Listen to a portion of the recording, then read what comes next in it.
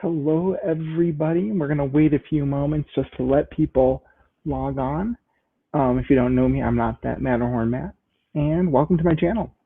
I'm so excited because today's topic here on Off the Monorails is going to be about the resorts. And I love staying at the Disney resorts. I stayed at 8 different Disney hotels and um, only repeated one once. And I know I'm glad to share about this. I was on a different live stream, Life with Roxana a couple weeks ago, and I was talking about it a little bit, and I thought there's so much more for me to say. So just like to welcome everybody, and welcome. We'll get started. So hello Samantha, hello Kim, hello Cargo, hello Elle, hello everybody that's watching. Um, so yeah, while we're kind of waiting for people to get here, this actually came in the mail for me yesterday. I'd like to thank Samantha Lowe and Tom Does Disney, who got 5,000 subscribers recently. Congratulations to them. They helped me get these pins because in July, technically, I did attend the of the Food and Wine Festival, and so every festival I get the pin associated with it. I've only been to 2 festivals, and I'm like, okay, with the first festival, I'm like, this is every time I attend a festival now, I'm going to have to get some sort of merchandise. I'm a pin collector, so I have to get the pin. So this is the first one, this limited edition one. If you can see, oh, the computer screen is kind of glowing. Chef Mickey's got like a little bit of a look on his face right there. It's got the 25th anniversary logo right there, because this is the 25th edition. This is one of 3,000. Yeah, I love it. I'll take it off 1 second. Again, it's a 3D one. It's probably the only time it's going to actually come off of this backing. But on the back, you got the Mickey waffle. Actually, this one doesn't have all the stuff, but you got the official pin trading logo, and you got the Food and Wine Festival 2020 logo right there. And oh, this is a limited edition of 3,500. Excuse me. On the back there. And so I did start a pin board. So this will probably go on the pin board. As most of my pins. Some of them couldn't fit on there or just quite right. But yeah, it looks like it does look a little bit mischievous, doesn't it, Cargo? So yeah, quite the smirk, definitely. This one is Alice in Wonderland in front of Spaceship Earth. It's a blue background with Spaceship Earth. There's 3 different versions of this one. This is one of 3,000. Oops. It's the Mad Tea Party. This one doesn't have the anniversary on the front. It just says 2020 Epcot Food and Wine Festival. They're all having a tea party. I believe this is my second Alice pin. I have the ink and paint Alice pin as well. Now this one again, I'm going to show you the back because this one actually has the 25th anniversary logo, if I remember correct. Yep. So this one had the one on the front. This pin, it does have the anniversary logo, but it's on the back. So it's the Food and Wine Festival logo, 25th anniversary, and the official pin trading. Which, again, I love. So I love it. I love it. I love it. Limited pins are kind of my thing. I also have the trading card collection for the limited edition pins. Debating whether or not to get the Gonzo one, where he's being shot out of a cannon. That looks pretty cool.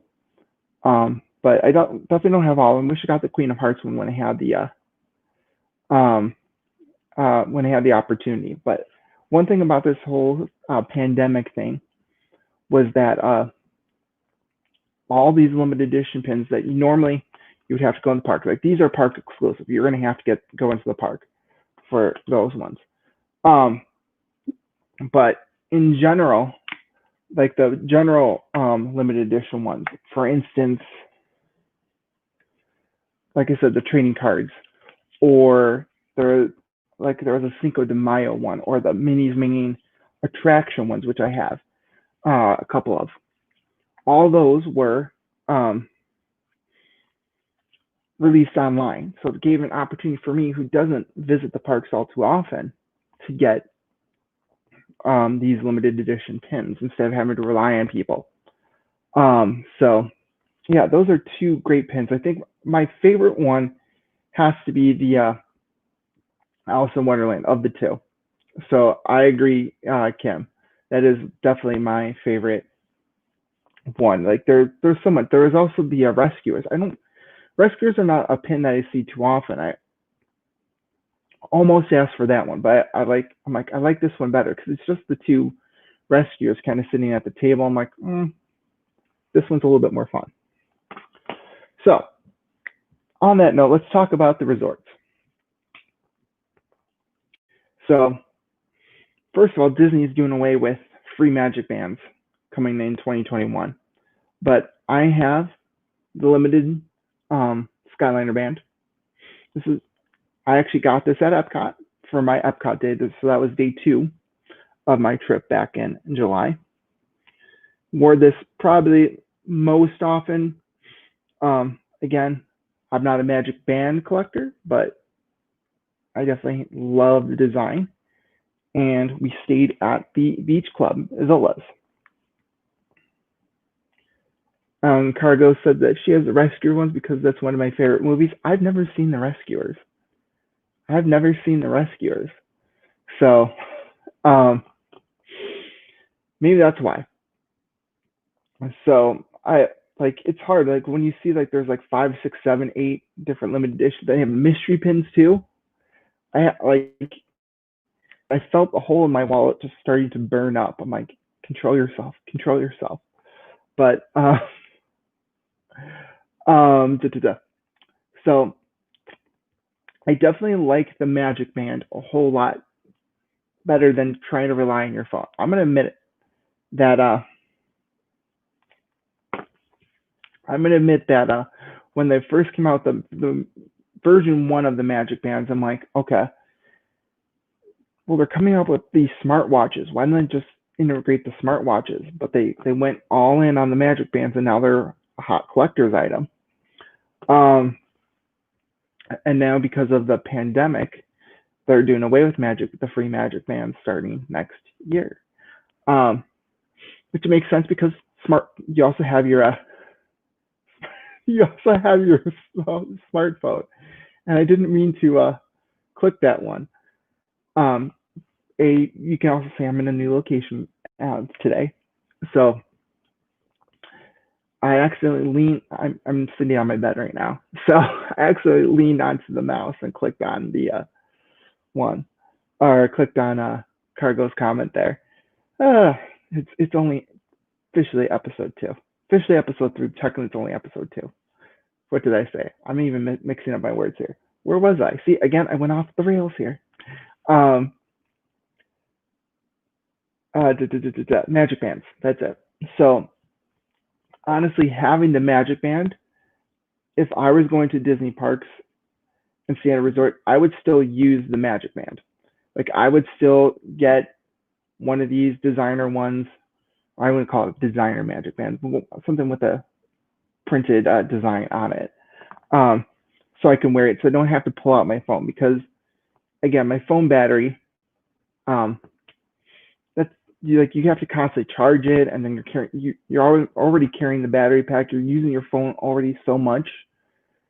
Like if I could just tap and go with the Magic Band, you can use this for the room key. Now that's the one thing in 2021 that they said, like, you can't, like, you wouldn't be able to just tap and go with the room key. You would still have to go through that whole process where you'd have to press the button and hold it near, and it takes like 7 seconds or so extra, where it's like, especially if you're tired and you just want to get into the room, the way that Disney has it with their phone, with the app now, it takes a long time. Wouldn't you guys agree?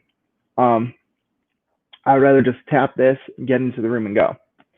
But I did stay at the Beach Club, and Kim, I agree, love the Beach Club. Um, it is my it's tied for my favorite resort. Like, the more that I kind of think about all the different resorts I've stayed at, it's tied for my favorite. Now, I did stay at the Villas section, so I mean that was a once in a lifetime opportunity. Um, I should be monorail, Matt. I thought about it, but I'll tell you the story behind the name in a second. But let me finish my thought here. Um, the, the Beach Club, like, tied for my favorite. See, again, off the rails here. Uh, it's tied for my favorite. Like, we did stay at the villas once in a lifetime because of COVID. We were originally supposed to stay at the boardwalk, and then 2 days at Port Orleans, French Quarter. Both the non DVC side of on the boardwalk end was still closed, and obviously French Quarter still doesn't even have an opening date. So they moved us into two DVC rooms. Um, and the first one was, again, was the Beach Club. It was a 1-bedroom villa at the Beach Club, which we were kind of a little bit farthest back, one of the farthest rooms back in the DVC building. But again, it was a 1-bedroom villa. And so it was nice having the bathroom, the shower, a separate bathtub if we wanted to use it. But what helped us what helped us out the most was that the 1 bedroom, 2 bedrooms, and I think they have Granvilles all have the in-room laundry, which that was one of our major concerns. Was, okay, we have all these dirty clothes. We're going to the parks. We could potentially be bringing in germs into our hotel room with the clothes, and we just didn't want to risk it. So we walked in, changed, took a shower, ran the wash, and we had clean clothes every day. So that was awesome. And the whole full kitchen and silverware. We could go to the pizza window at the boardwalk, bring the pizza back. Again, it got a little cold, had a microwave, reheat it, put it on a plate. Well, you probably wouldn't eat it with a knife and fork. I didn't eat it with a knife and fork. But like anything that you brought back to the room, like, you didn't have to grab a utensil. Like, you had the utensils in the room. So I mean, I'm talking about DVC here, like I can afford it. Like, I'm like their number one cheerleader, but it's hard once you get a taste of something. It's hard to go back. My experience with Disney parks has been, we started off with the value resorts, with the All Stars, with sports and music. I've never stayed at movies. I know people who have stayed at movies. And then after, we kind of graduated to the moderate resorts of, oh, great, good night, cargo. Okay, have a good night. Thank you for coming. Like I said before, I kind of graduated to the moderates. Caribbean Beach, now this is before the renovation. So their Castaway Cay Island, or Castaway Key Island, or is it or Caribbean Key Island? Castaway Key is their cruise line. Hello, Roxy. Island, but the island in the middle of Barefoot Bay. When I was there, I think it was 2003. It was a bird sanctuary, and you just walk through it and have some paths so you can walk through. But now there's like a playground, and they hold their movies on that island. It's a little bit different. So there's the main concern, because of the bird sanctuary, there was birds everywhere, so you could have gotten a little surprise on your head. And there was obviously the whole where the Riviera now was two of the islands. It was much larger resort. Didn't have the Skyliner and everything else. So we quickly like, okay, we need to find a different resort. So we moved on to French Quarter, and that was my favorite resort up until last year. It's quiet. You had the boat service to that in downtown Disney, now Disney Springs. Um, because it was quiet, it was the smallest of the moderate resorts. It really only had one bus stop, and everybody was within walking distance of that one bus stop. If you wanted to go to Riverside, you could go up to Riverside, but it was quiet. And it's the whole New Orleans theme and the street signs perfect. And then last year, Wilderness Lodge. Now I saw that earlier that I believe it was Kim that said that there's so many, like all the resorts are so different. I totally agree. Um, I like how you have the boats in the Magic Kingdom from Wilderness. Excuse me. Um, that was a unique experience, and our room was close to the boat. We could just walk down the fire escape stairs, out the door, bam, we're at the boat. You've got the geyser, the theming, Whispering Canyon with the ketchup. Um, we did that for breakfast, and I made sure I got the potatoes O'Brien so I could put ketchup on the potatoes. Like in terms of theming, it is my hands down my favorite resort, hands down in terms of theming. You got Geyser Point, which you can get a drink at night and just sit on one of their cabanas. I wouldn't, or was it cabanas, or just they have chairs overlooking Bay Lake, and just at night it's so peaceful just looking at the lake.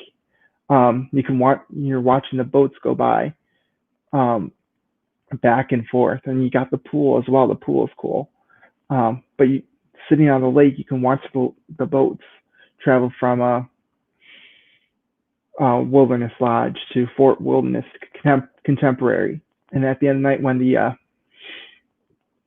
Magic Kingdom closes, the ferry boats have to go back to their docks. So you can actually see the ferry boats dock for the night, which is cool. And then, of course, you have the electric water pageant when it's running, that stops right in front of the resort. So all of that, and it's outdoors. Like you can enjoy the nice, crisp, cool weather if you're there in March.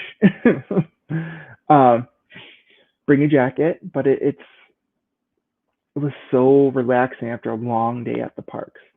I'll admit that I spent every night at Geyser Point while we were there last year. Each one of the was it 5 or 6 nights? I think it was 5 nights.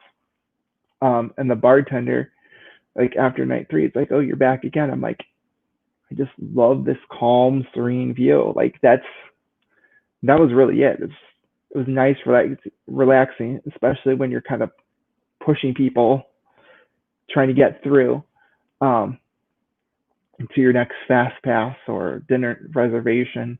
It was just nice to sit down, relax, have a drink. And just again, the whole chirping of the crickets even, which is artificial. That even it made you feel like you were in the wilderness. I don't know how common crickets are in Florida. If they're pumping in the sound, probably not that common. But even like when we first arrived, going back to when we first arrived, how the Magical Express pulled in, they have the national park style sign over the entryway. Lena would ask for the wrench, wouldn't she? I don't know if they would do the same thing though. We should ask them to just start just for any condiment, you know. But just how like you have all the trees and it pulls in, and just you have a patio in the front overlooking like the parking lot, and like the fireplaces and the hidden Mickey hunt that you could do. It's the hidden Mickey hunt that you could do in the pin trading thing. But I would admit that pin board, I traded at least, well, the maximum is twice per, or 2 pins per day per person, and I might have traded more than just the 2 per day. Just with the different cast members, I'm like, maybe I'll take this one back. Maybe this. Hi, Tanya. Right. So, and just how you have the roaring fork and the campfire brownie was there. I should try the campfire brownie. or, or is it the cupcake? Campfire cupcake. I forget which one it was at the roaring fork, but I should have tried it there and just I want to go back. Like it's definitely something where even if I could just spend one night there, which is it's a tough resort to book. If I could spend just one night there, I would. Um, the beach club, on the other hand, the theme is definitely very New England. The scent of the beach club. Now Cape May wasn't in operation while we were there in July, which probably helped my view of this because I don't like seafood at all. But just that beach club, I think it's like an aloe scent. Like I didn't want to leave that lobby. Like I could just like sit there and just take in the scent the whole entire time. It would. I love that scent. um, Again, because that whole relaxing when you come in, it's bam, it hits you in the face. Um, I've heard once Cape May starts up again, when they start cooking that seafood, it smells more like seafood. Um, Probably wouldn't be my favorite scent, but um, once it's mixed in with the seafood. But again, the lobby, not that grand compared to um, Wilderness Lodge. Um, Very small, very compact, but overall, I think the theming, there was much more theming in the rooms as well. Again, you have the pictures and just the whole overall New England style of the room. Yes, Magic Candle. I am not a paid spokesperson for the Magic Candle Company, but the Beach Club scent, I have a bottle. It is in my living room right now, and it is the only scent that I've been using. Technically, my brother purchased it, and it's his, but I've been pouring it in. We might have.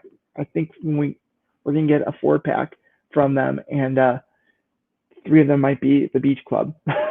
But yeah, um, yeah, Cape May is not a good choice. Anytime where there's seafood on the menu, it's mostly seafood. I tend to stay away from it. The one exception is that for my graduation dinner, my mom's side of the family, whenever you graduated college, their tradition was you got to pick any restaurant you wanted to. Any. No questions asked. No price didn't matter. You graduated college, you get to pick one restaurant. Um, and so I chose the Coral Reef restaurant in Epcot.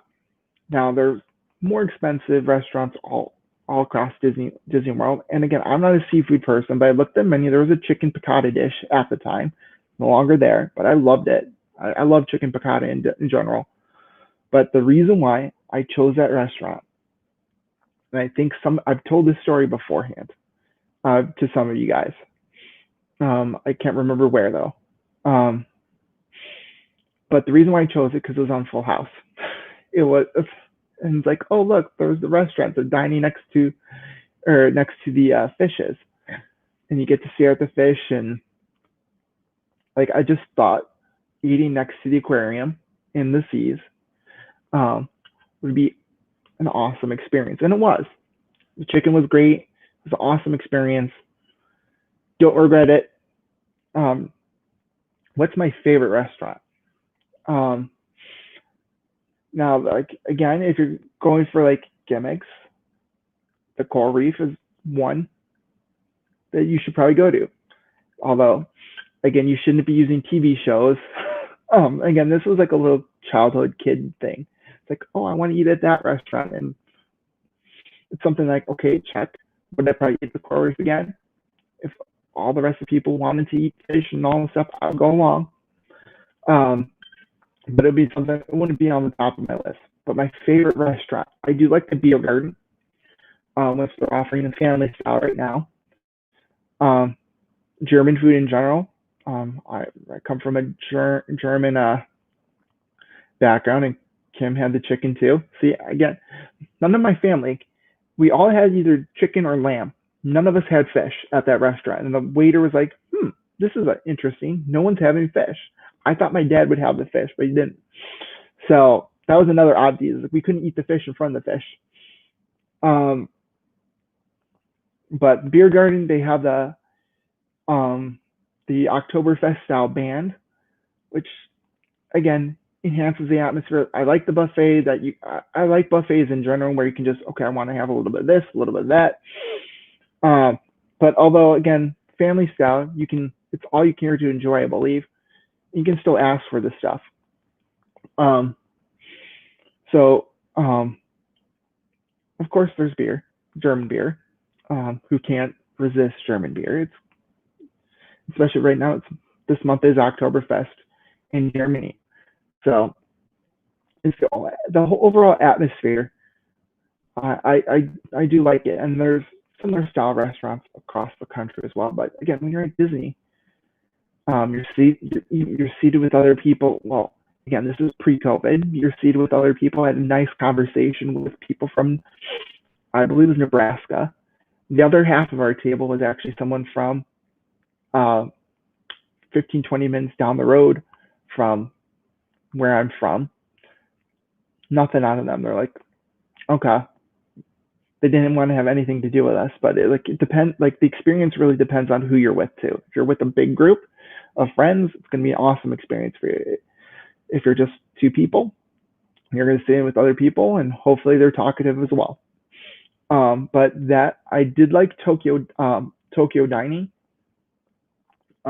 We didn't do the Benihana style stuff. We did the front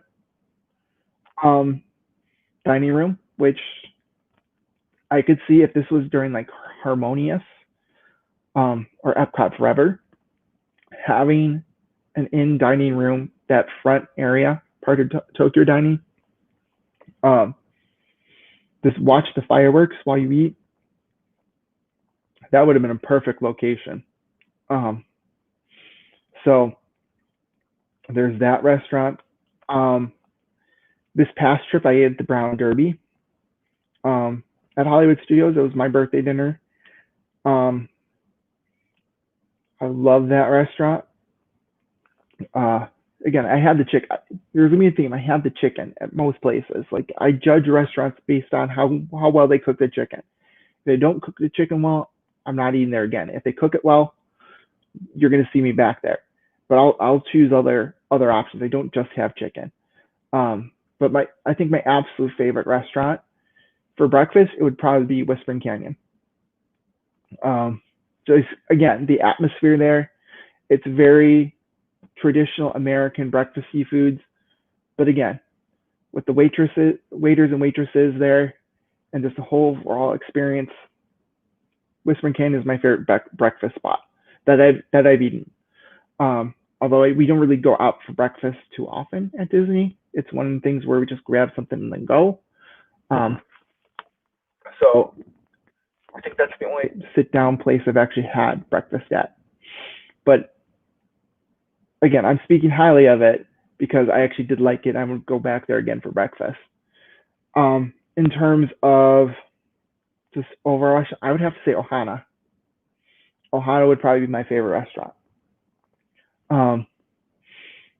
Again, just it's overlooking the Seven Seas Lagoon. Like we got there right after fireworks, so again, you can see the fireworks from the dining room if you time it right. But again, we had a 9:45 dining reservation, the latest one possible. So yeah, like sometimes watching these streams, Tanya, it's hard. Like it's hard for me to like even visiting there the week or so after. I would pop in, kind of say hi, but I'd be like, I can't watch this. It's too hard. It is too hard to watch the stream. um, but going back to Ohana, like the steak, the salads, the bread, the pudding. I believe like they're the ones the pudding, right? Um, just everything about it. The food was just so delicious, and honestly, that was the one restaurant I was so disappointed was not open. Um, back in July. So it's like, why aren't you opening this one? um, and just with the appetizers, like we could have just eaten there and for all of our meals that one day. Um, I I can't wait to go back to Disney World when Ohana's open and eat there. And eat there. Like it's all that food needs to come back. It does need to come back. In terms of Italian food, we did the trattoria al forno at the boardwalk, and again, I like Italian food. It's pretty good Italian food. I've seen other people talk about it and just like, oh, most Italian food is kind of blah. I don't know. I had a great experience there. And so I had chicken parmesan, and again, fresh. Whenever it's fresh made pasta, they make it fresh at the trattoria. Um, like that wasn't like our first night. I'm like, okay, this is awesome. I am not from Florida. I am actually from Illinois. So um, we would go to Florida pretty much, I would say every other year, um, because my grandparents lived there. So it'd be like grandma's house, Disney World, and then that's how it usually worked. We'd go to grandma's house, and first when I was like a little kid, I've been going to Disney since 1992. Um, maybe like we'd go for the day, and then we'd go back to grandma's house for the rest of the time. Um, then it evolved to we would go to grandma's house first because grandma's more important, of course. Um, and then we go to Disney. But then the entire trip, we were just like, oh, we want to do this ride. We want to go on Tower of Terror. Oh, this ride just opened. Let's do Test Track. Let's do this. And grandma and grandpa got jealous. So we flipped it. So Disney came first. Grandma came second. So we did this for the same amount of time, but they each felt important. And of course, grandma's important. Grandma and grandpa are important, but yeah, like they were annoyed that we were talking about it. It's like we still love you. We still love doing all this stuff with you. So we switched it so that okay, we're all tuckered out. We can watch Jeopardy or play bingo with her or whatever. So I've been to Disney World I think 10 times. And Disneyland twice. Um, but I've like some of the things I've never done a character meal at Disney World. Character meals don't really appeal to me because like the main thing for me is that if I take a bite of something, that's when the character is going to come to the table, and like you get that. It's always when you have that food stuck in your teeth. And I hear people, it's just like I've heard stories from like coworkers and friends. Like it's like, yeah, I had a big piece of parsley stuck in my teeth or something. Like I don't want that happening. So that was like the one thing that's kept me away. I did do a character meal at Disneyland back in November at the story. I think it's the Storytellers Cafe. It's at the Grand California. It was the morning that we left. We were like, okay, we need breakfast because we're not going to eat until blah blah or until at least like 2-3 o'clock in the afternoon. So I didn't realize Storyteller Cafe for breakfast was a character experience. It had Mickey, Minnie, Chip and Dale, and I believe Pluto. Maybe was there Pluto? I think there was. And so we walked up. I'm like, oh, there's characters here. Like, we're here. Let's just get a table. Um, let's sit down and eat, and we should be good to go. Um, and so, sure enough, again, we're sitting kind of like waiting for our waitress to take our drink order. We got our food. It's like, okay, the character's on the other side. And then sure enough, I take a big bite of the omelet that I had. And um, again, I put like spinach in it. I had a piece of spinach stuck in my teeth. And I'm trying to get this out before like my brother took a picture of me with Mickey and Minnie and all that stuff. So yeah, but I would, with that experience, it's fun because you definitely are guaranteed to see the characters. So that's something that needs to come back, and I would do more of. So I was a character dining naysayer, but it's kind of warmed up for me a little bit.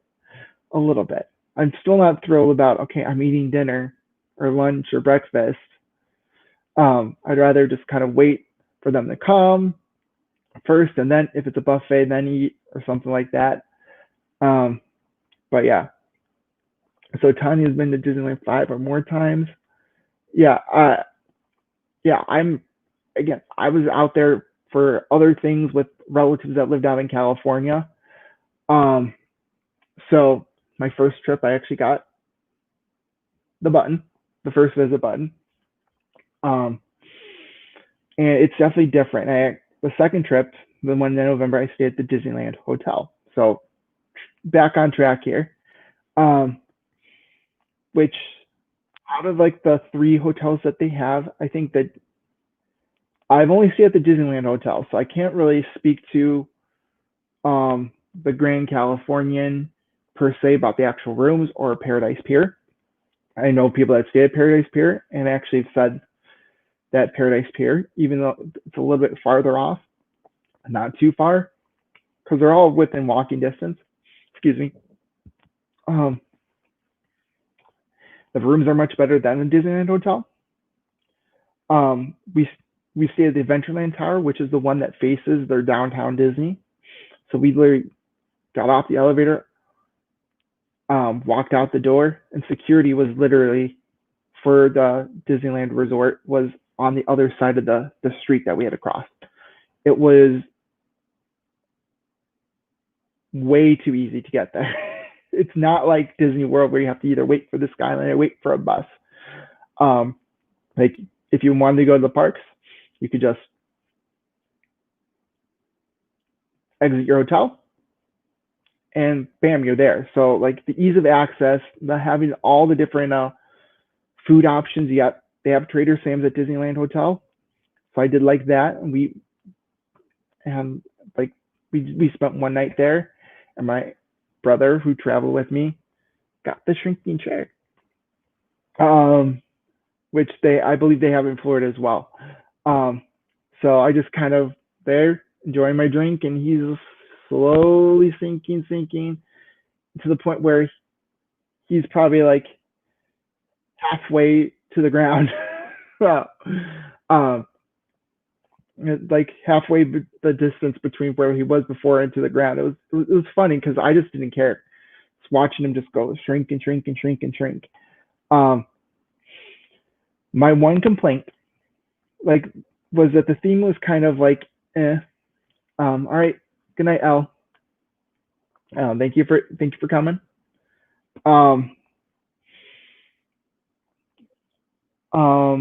Where was I talking about? Oh, yeah, like the theme was kind of like, I would say it's basically like the contemporary where you just have touches of Disney a little bit, where there's not really any overly thing. Like the headboard had Sleeping Beauty Castle. You turned on a switch, it played a song, and there was lights that twinkled. Which again, if you have little kids, they'll love it. But if you're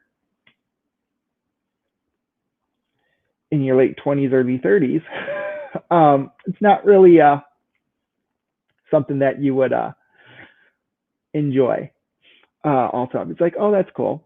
The carpets had like stars on it, but I didn't like the bathroom. I'll admit the toilet made me feel. I'm talking about the toilet, yeah, but it made me feel claustrophobic. Like I couldn't fit into like the little room that they had. Um, so that was a problem. Um, it felt like I was in an airplane. I'll leave it at that. Um, but for it being right across the way from downtown Disney, where you can, again, right in Disneyland Splash Mountain, you get, like, out of any Disney water ride, you get soaked the most on Splash Mountain in California. Like, what I was wearing from head to toe was soaked in water. Um, Favorite hotel at Disney World. Okay. I'll answer that in a second. But like, again, right in Splash Mountain, I'm like, okay, I need clothes because it's gonna get cold. Like, it was in like the 90s, but then it dropped to like the 60s at night. So it changed into like a sweatshirt and like jeans. But again, the walk, like, you could walk there, didn't have to rely on transportation, walk back. Um, so I like that about Disneyland Hotel. Although Grand Californian, again, the theming reminded me of Wilderness Lodge, so I definitely like the theming there better. And plus, you have that exclusive entrance to California Adventure. My favorite, um, my two favorites at Disney World. Aaron says you're showing off with your staying at Disneyland. All right, yeah, I mean, I've stayed at the hotel once, um, and again, like and you get, now this isn't the pins that I got. I got this off of eBay, but you get pins included, um, too. So you get like a little voucher saying that it ties it to one lanyard and one pin, and it's a special one. So I have a Star Wars Galaxy's Edge pin because it just opened in California, and that's what they're featuring. And you go to either, there's one location in California Adventure and there's one location in it's in Tomorrowland at the exit to their Astro Blasters ride. Um, and you hand in the voucher and they give you the pin and lanyard. Sometimes it's multiple pins with the lanyard. Usually it's just a generic Disneyland lanyard with a Disneyland pin so you can trade it. But this one was for Cars Land. Like I said, the one that I actually got was a Star Wars Galaxy's Edge pin. My favorite hotel at Disney World, it's a tie between Wilderness Lodge, close to the Magic Kingdom. You don't have to rely on the bus. You can take the boat. Everything else you can take the boat to the Contemporary too, and enjoy California Grill or the Wave, or even like the food courts or this expanded shopping that they have there. You can ride the monorail around, like, so you have that connection to the monorail resorts without actually having to stay at a monorail resort. My other one is the Beach Club, because it's walking distance within Epcot. You don't have to rely on any transportation, and I like that because it's like, oh, okay, you want to take a break from Epcot because it's raining or whatever, go back to your room, go back to Epcot. Or again, you just, again, want to take a nap or want to use the pool during the middle of the day. Again, you don't have to rely on that transportation. And now that the Skyliner is there, we use the Skyliner to go to Hollywood Studios instead of walking, because that was your options. You either walk or use the Skyliner. There was no boats to Hollywood Studios at the time. I don't think there are still boats to Hollywood Studios. So your options were Skyliner or walk. I'm like, okay, the Skyliner is there, and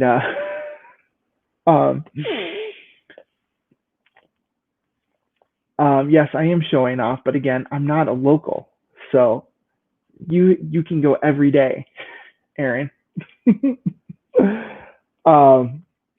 Just riding the sky, like being able to just ride on the Skyliner, hop on, not really have to rely on waiting for a bus to show up every 40 minutes or so. Sometimes it's 40 minutes, sometimes even an hour, which I had that happen at Epcot with Wilderness Lodge last year. My brother actually went to Abracadabra. He wanted to get a drink there, got the drink, walked around the boardwalk area, took, I believe, an Uber back to Wilderness. And during that same time, I was just waiting for a bus. I was tired. I just wanted to go to bed, and I spent the entire hour or so waiting for a bus. Got on the bus, got off, walked into the lobby, and there's my brother walking in. He's like, "Oh, did you wait for me?" I'm like, "No, I just got here." He's like, "What?" Um, yes, wishes forever and welcome. It does come on what you want to spend.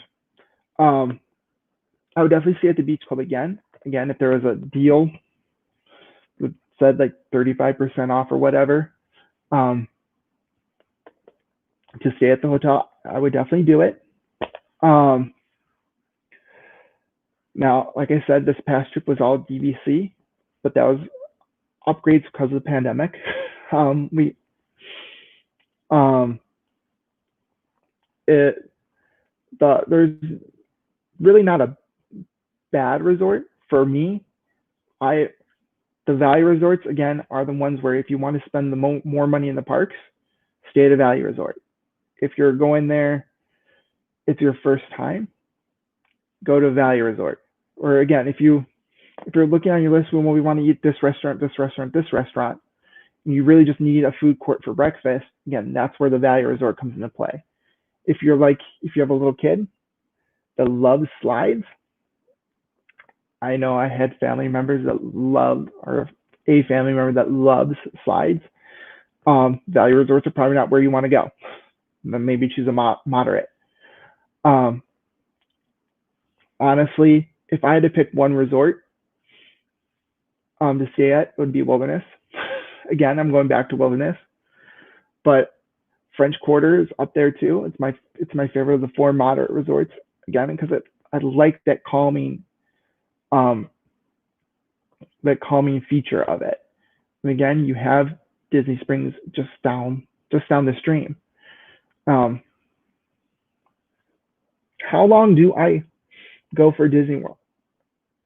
Um, okay, so I have this last trip back in July. Um, we went for a total of 6 days. Um,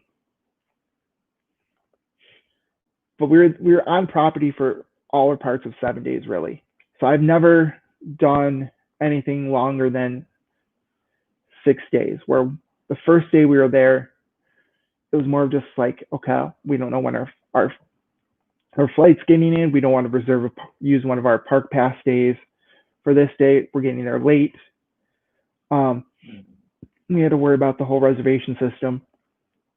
So we just spent it riding the Skyliner, enjoying the boardwalk area. Um, so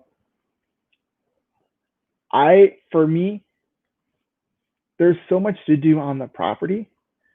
1 week, 2 weeks is good. Um, I would definitely say you can do a lot in 2 weeks. Um, I've never I've never spent a vacation longer than a week. So asking me about 2 or 3 weeks is probably not the best. Um, but I definitely think 2 weeks is probably like if I had to plan a dream vacation, I would spend a week to 2 weeks. Um, but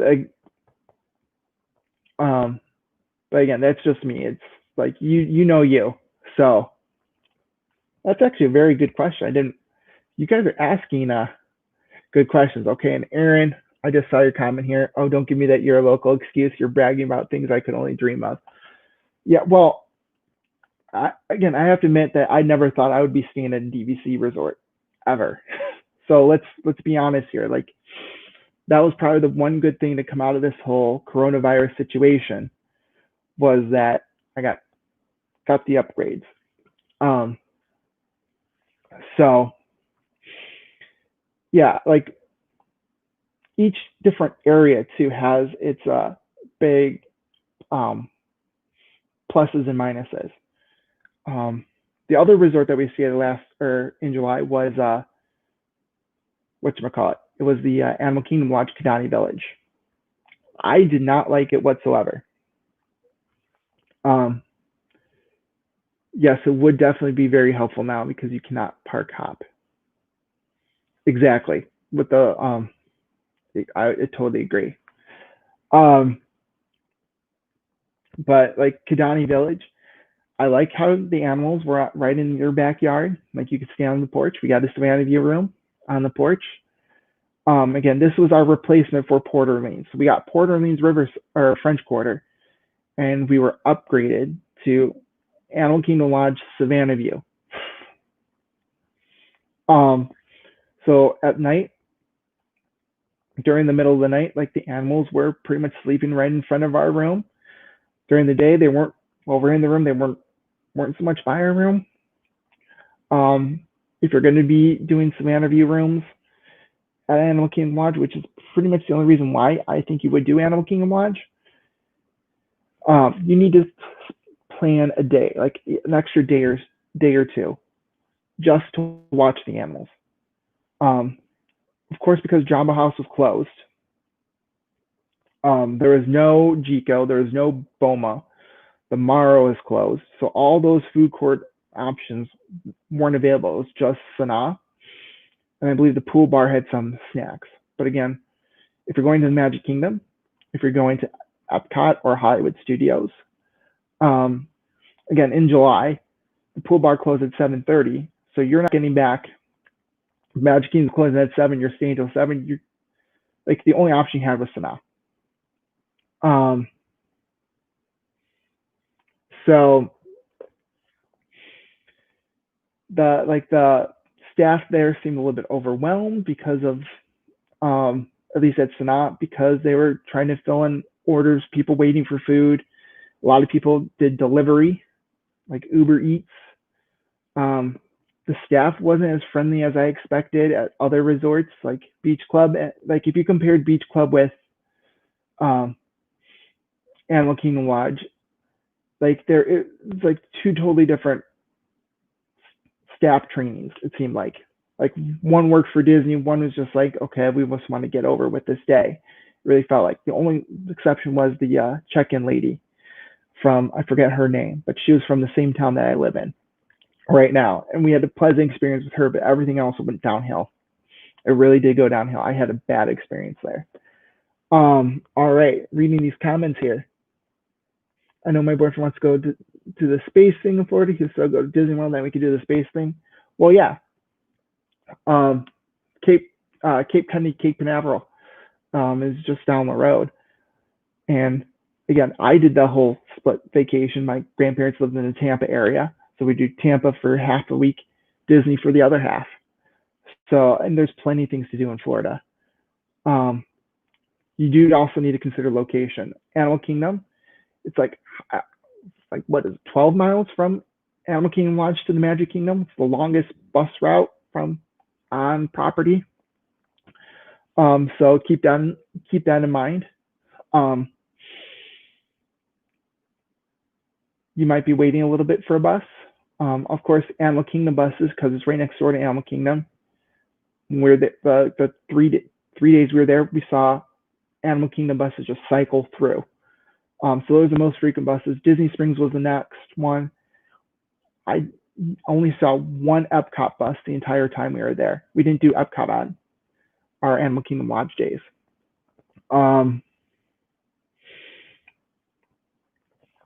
Yeah, Pop Century is, if you're not going to be in your room a lot and it's just a place to sleep, value resorts are perfect. Again, you got Pop Century has a Skyliner, so you're going to Caribbean Beach and you're transferring either to the Epcot line or the Hollywood Studios line. So half your transportation is just the Skyliner and then continuously moves.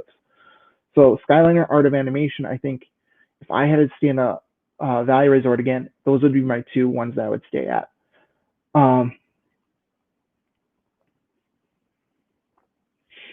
Oh, so that was not towards me.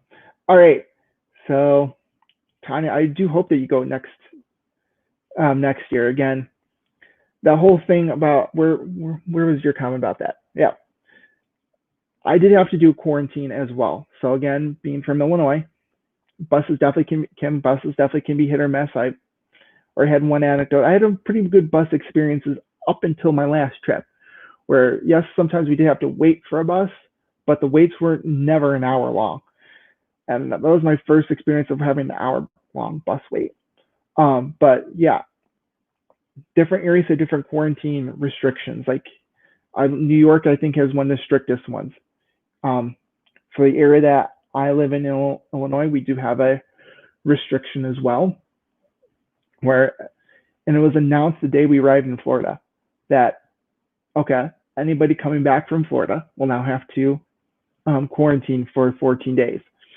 So I lived it up on vacation. I'm like, should I have this drink or should I not have this drink? I'm having the drink.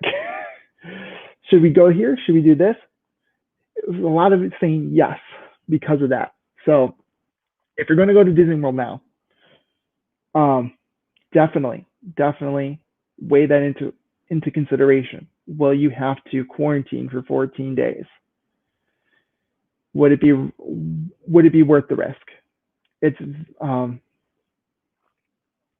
yeah, Saratoga Springs bus service was terrible. I've honestly, I don't know if I would like just having to rely on Disney buses. It's not the best. Some of our trips we did drive, so we had the option of taking our car. And I believe it's still policy that if you're staying on property, you don't have to pay for parking, and you can use your like Magic Band or whatever. I don't know if this is true or not because last 2 times we've flown in. But I still think parking's included with the $25 a day fee. So you can go to the 4 theme parks and park there. If they've changed that, let me know. But the only other thing about the Skyliner is weather.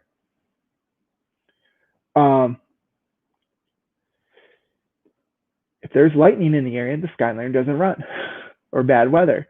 So day 1, we also went to the Riviera Resort.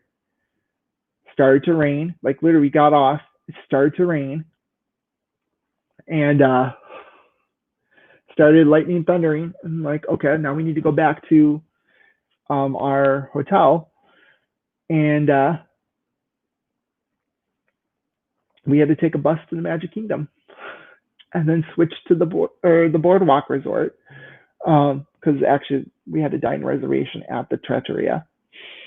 And so we went all the way to Magic Kingdom back, like, okay, we don't want to go to Epcot because Epcot would take us to the wrong side. And that was the first bus. It would take us to the front of the park. We wanted to go to the World Showcase side.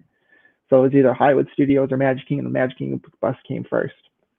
Did I feel safe? Now, this is the major question that I think I've gotten asked from friends and family members and other, yes, friends and family members, as well as I'm sure other people who've gone, including Kim. Or Kim, I don't know, have you been? I know Aaron has. I know you have to pay for the overnight parking at the resorts now. It's a $25 a day. I think it's $25 a day fee, or $20 to $25. But I think that includes theme park parking. Like you don't have to pay the tolls to park in the parking lot still. But did I feel safe? Yes, to an extent, yes. Of course, there's always a risk going anywhere.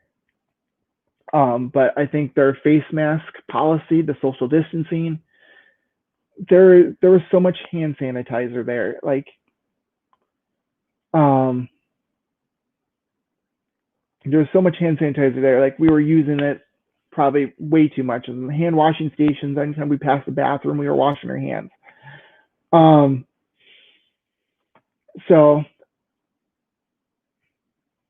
it does include theme park parking. Like you used to be able to use. Wow. Okay. Sorry. Again, sidetrack here, but you used to be able to go park in the parking lots for free. Like it was included with the Disney resort. Okay. Again, it's been a while since we've driven to Florida and actually parked a car there. So I had not heard that didn't change, or that had changed over. But that's good to know. But going back to the whole safety thing with the restaurant tables, I think they're like the table service restaurants. I think I felt comfortable eating. Um, I definitely felt comfortable eating there. The only thing is, I think the quick service restaurants, like some of the tables felt they weren't like distanced properly. In Cosmos Grace, there was the booths, and some of the tables and some of the booths were kind of, I felt like they were a little bit too close. Of course, you have the people that don't 100% want to follow the rules. And so again, I'm more of a germaphobe, so I felt a little bit more uncomfortable. But I think all the safety measures that they had in place, especially with the ride disinfecting, definitely helped out a lot. So what time does the bus normal close before COVID? Because if we go to the spring, don't want to get stuck there. The hours of operation, as Kim said, they vary greatly.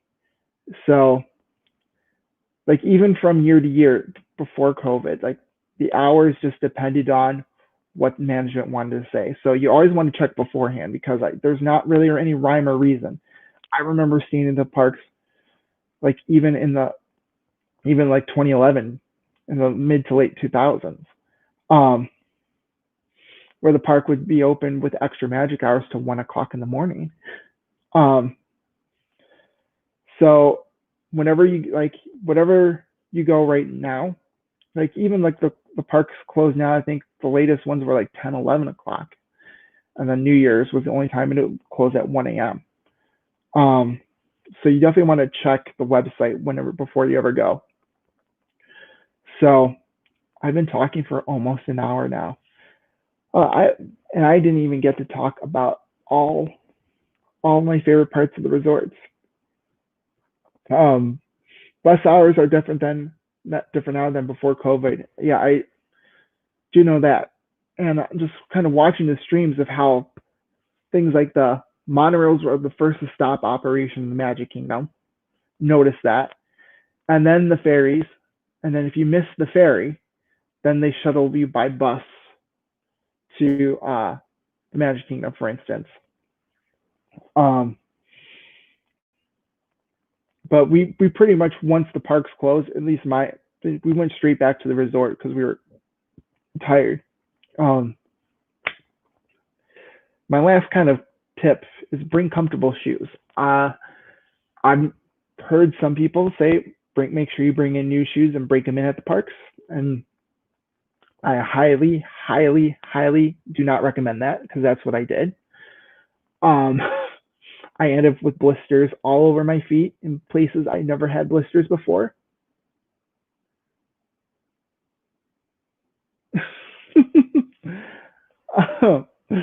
I know some people say I talk too much. So no, you're Tanya. Ask away. I like it when people ask me questions. So don't feel like you're being or you're ruining anything or anything like that. Like they're fine. Like like I said, I love asking questions. I love when people ask questions. Like I said, I've been going since 1992. Aaron, my Disney World fix, he's a fountain of information as well. He's there more currently every day, pretty much every day. I'm actually one of his moderators. So ask away. We love asking and answering questions. Oh, totally. Yeah, I mean, for me, like, if I could live at Walt Disney World, I would. I would I would probably pry open the doors to the castle suite, the magic suite, or the dream suite that they have there, and just hide out there, um, if I could. But it'd kind of be hard right now commuting to work. That'd be oh, Tom is amazing for answer. Like any streamer, most streamers, I should say, are good at asking or good at answering questions here. It's getting a little bit late here. I know it's 10:50 where I am, and for if it's 10:50 where I am, it's 11:50 for a lot of people. So I'm gonna wrap this up. But going back to the shoe thing, um, going back to send Aaron the link to the stream. Okay. All right. So Aaron, I'm gonna invite Aaron on here. Guess I'm staying on a little bit longer here. Invite you. Aaron's gonna be my first guest here. So.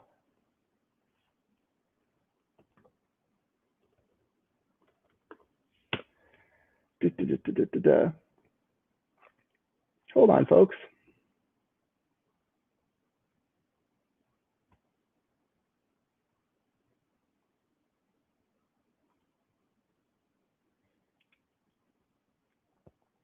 All right, Aaron sent.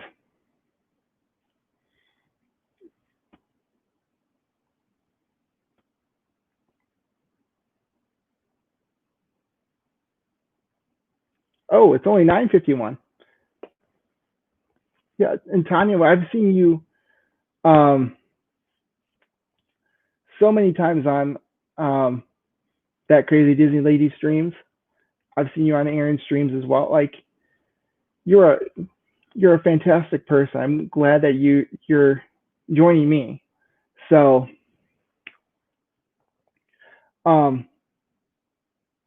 yeah, it's 11:50 in where you are, Kim. I did this last week on a Sunday night because I knew that next day was Labor Day. Now, you're the western part of Canada. Okay, I've never been to Canada. I've been to the Canada Pavilion. I've had the poutines from the refreshment port, but I've never actually been to Canada. Although Canada is only like 4 hours away from me, which it's hard to believe that. I think I live in the middle of America, but then Illinois is just not too far away from Michigan. And Michigan, of course, across borders Canada. All right, Kim, you're calling in tonight. Thank you for coming. Calgary. All right, so that's Alberta, correct? Oh, Alberta. Duh. Calgary, Alberta. If I can read, I would read it, right? All right. So it's definitely close to the Rocky Mountains. I've flown. Again, I've never actually seen the Rocky Mountains here. All right. There's Aaron. Welcome. Dragging me on to another stream when I've already done a 4 hour. You can't hear me, really? I cannot hear. No. Can the chat hear me? Because I did a sound test. This stream guys can hear me. I still cannot hear you on my end. This is. I think it's you. So I don't. And see, this is since this is my first guess, and of course things are going swimmingly. Of course. Well, thank you for. I've never used invited a guest here before, so is there a way that I can? Yeah, see, they can hear me. You can hear him. I can't hear him. That means it's you. You can hear both. All right. That's perfect. All right. So So it's not me, y'all. It's him. Let's just do this. I am going to play my own stream. Would that work or no? Shake your head, yes or no. No. All right. So I'm just going to kind of pretend that I can hear you. And I'll ask you this. Yeah, I know I'm talking here. You've streamed at a ton of Disney resorts. What's your favorite one to visit? Magic Kingdom.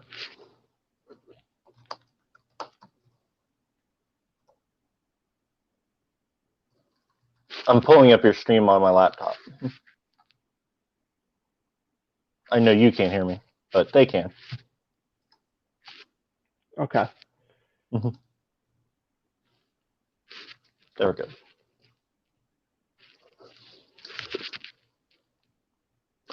Don't mind the hair. I've been at a theme park all day. I'm not even getting any sound of my computer. Wait, hold on. Tim Buck says No, his that's not computer is muted. Oh, I know what's going on here. I have this issue with Zoom. I know what's going on.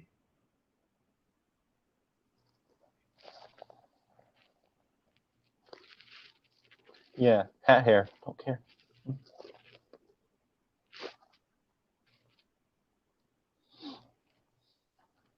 Okay, here we go.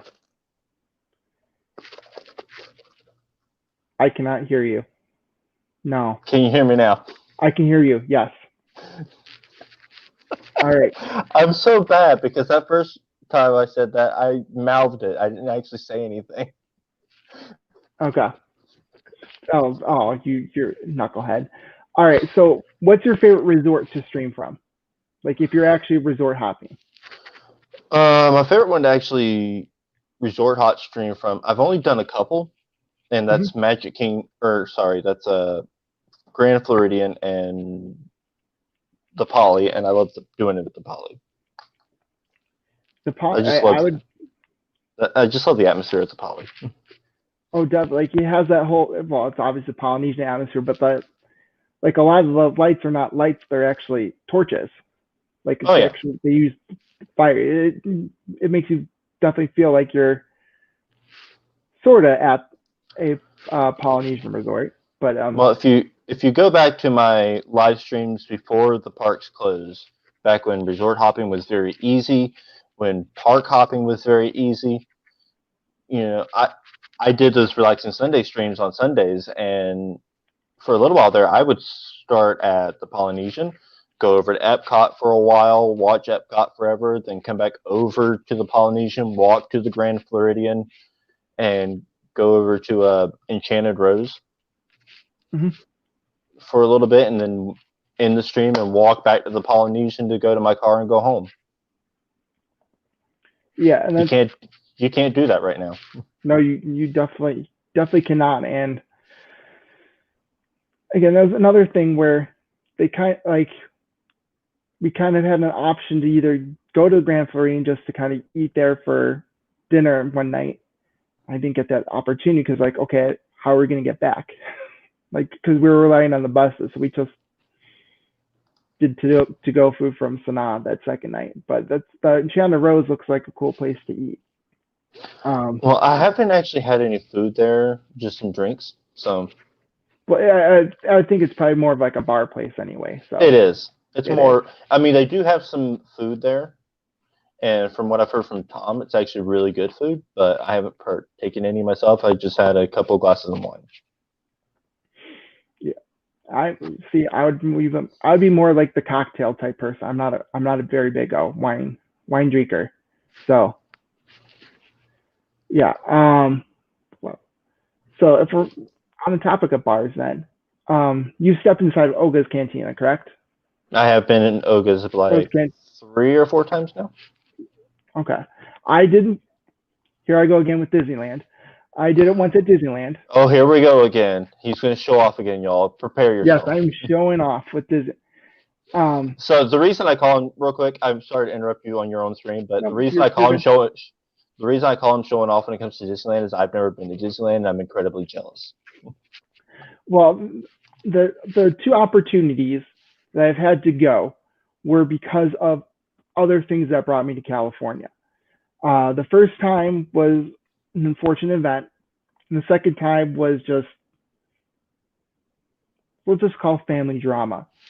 Like I had tickets out to California, to San Diego, and family drama caused some things where like to change plans and like, okay, well we have these tickets, we're going out here, let's change into a Disneyland weekend. So I won't go into details because it's a whole nother stream, whole different type of topic there. But Let me get my popcorn. We can do this tonight.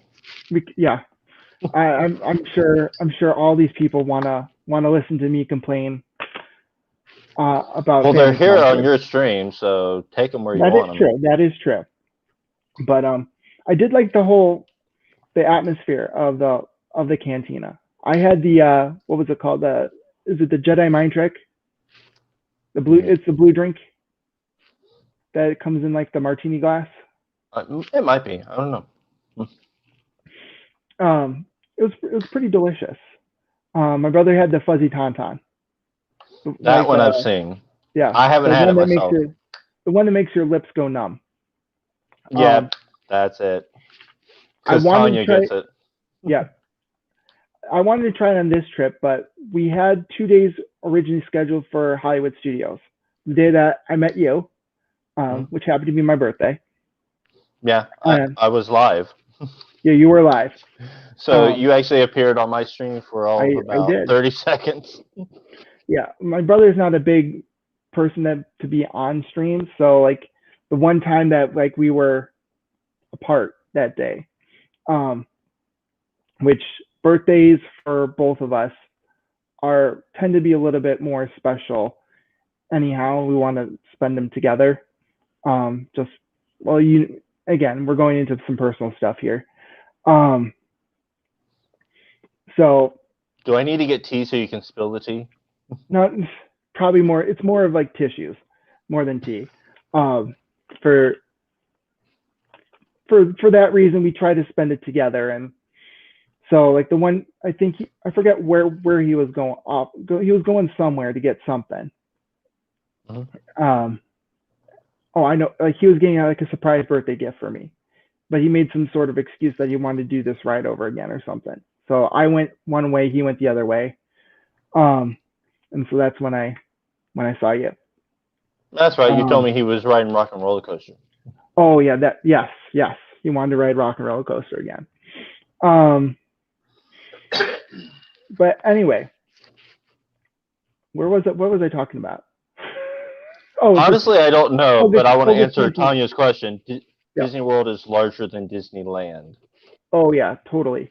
You can Disneyland is about the size of, what is it, like 4 or 5 city blocks, something like that, somewhere in that something realm. like that. You can fit like 50 something Disneylands at Disney World. Disney World, on the other hand, is the size of San Francisco or 2 Manhattan Islands. Choose your measurement. If you go on, I was gonna say if you go on the Skyliner, I believe it's, which way is it? Towards Caribbean Beach from Epcot. They mentioned that fact. I know it's on the Epcot line. I think it's on the Epcot line somewhere. If I remember correctly, it's on the Epcot line going from Epcot to Riviera.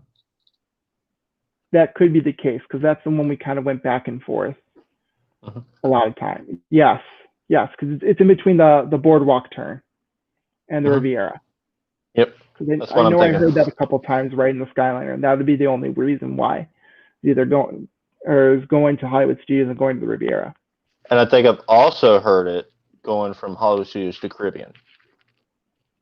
That could be the case too. That could be the case. But back to the cantina. Six Flags is better than Disneyland, says Roxy. Yeah. Okay. In your dreams. In your dreams, it's not. If you like roller coasters more than just the overall theme park experience, it might be, but in my opinion, it's not. When did we say we cared about your opinion, Matt? I'm kidding. Can I mute you? I can mute you, right? Yeah, I can mute your microphone, so just you can't talk. All right. Oh, you've muted yourself now. Okay. Well, anyhow, my whole point with like Olga's Cantina, like the whole long story short was this: that I had 2 days of Hollywood Studios. I tried to get into Oga's Cantina on my birthday, but the reservation was on the second day, which was our last day, which we ended up switching to the Magic Kingdom. Which, to Like you answer said, Tom's bigger. question, I met Tom that second day at the Magic Kingdom. So honestly, we were there for the first day. We did Rise of the Resistance. We hit all the rides that we wanted to at least twice, because it was empty. Like that day, if you remember, it like downpoured, like literally downpoured on that day. Which It's Florida. When doesn't it downpour? But compared to the other 4 days, the only other day like that we had was where it really, really like was soaking wet. Like we lucked out for like 3 of the days where it maybe just like drizzled a couple of times, just like pop open the umbrella. That was good enough. But that first day, like the umbrella wasn't even like worth it, because you would have like it was blowing sideways, it seemed like. Did you happen to catch my live stream today? I did, yes. Did you see where Tom came into the live stream? He said, "There's rain on the way, buddy." I'm just like, "Oh, yeah. Is there?" I checked the radar. Sure enough, it was coming. So I'm just like, I'm going to head over to Tortuga Tavern and take cover. Sure enough, 10, 15 minutes, something like that, after I sat down in Tortuga, the sky opened up. I'm just like, see, Aaron's not dumb. Aaron knows how to read a radar. Yeah. And as a result, I came home nice and dry. There you go. And the other thing was like the Animal Kingdom, which was our second to last day. It pretty much rained the entire day, and there was lightning the entire day. So like all the rides there except for like Dinosaur and Stuffed Stupid Bug were, and obviously the Pandora rides were the ones that were open, and just everything else was closed. And we just like, okay, hopping from one shop to another shop. So yeah, otherwise we kind of lucked out with the rain, with like especially with Epcot. I don't think I ever pulled out my umbrella at Epcot. Well, let's see. When was I at Epcot? I was at Epcot on Thursday, and I pulled up my umbrella quite a bit on Thursday. Thursday was the day we left. So, this past Thursday, yes. I'm sorry. I'm talking my most recent. Yeah, it's like why would you remember July? Yeah, the only days that we had in the parks in common was that first day, because I remember looking at your live stream like schedule, and I think we had some of the other parks were flip flop by a day. So. And see, y'all, this is despite my best efforts to try and meet up with him more. He just ignored my text messages.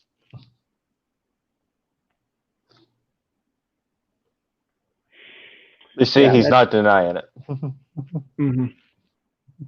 Yeah.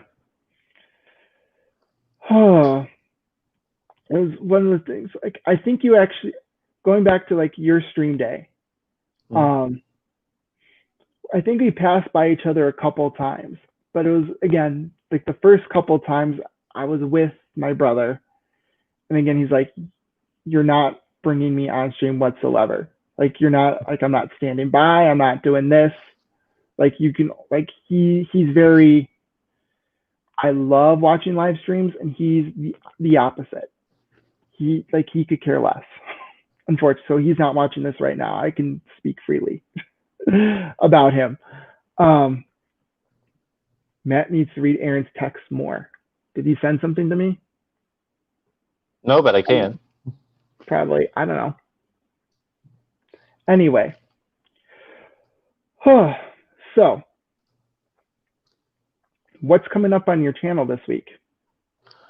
Well, officially, I'm only streaming one time through the next weekend, and that's going to be on Thursday. I'm going to go to Epcot and doing afternoons or an evening stream there until from 5 to park close, and then go to Disney Springs for another hour or so.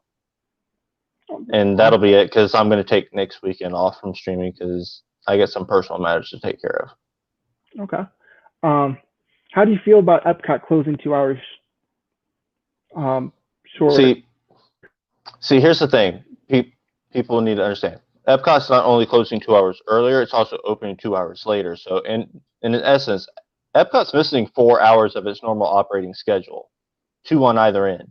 So it feels incredibly weird not going into the park until lunchtime, which will get worse at the end of November when it switches to a 12 o'clock open. Oh, they released so it's going to be 12 to 7? 12 to 8. 12 to 8. Oh, so they shifted it. It's still Yeah, they 8 literally hours. shifted it 1 hour. So at least it's open. For me, at least it's open a little bit later, I guess. It's not like they're shortening it by an hour.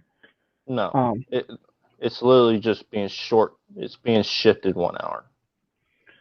But like, or correct me if I'm wrong, but with the whole 10 hours, just when it originally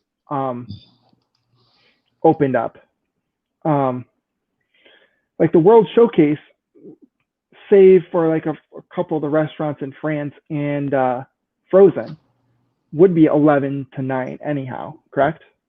Yeah, well, that's the thing. With Future World was 9 to 7.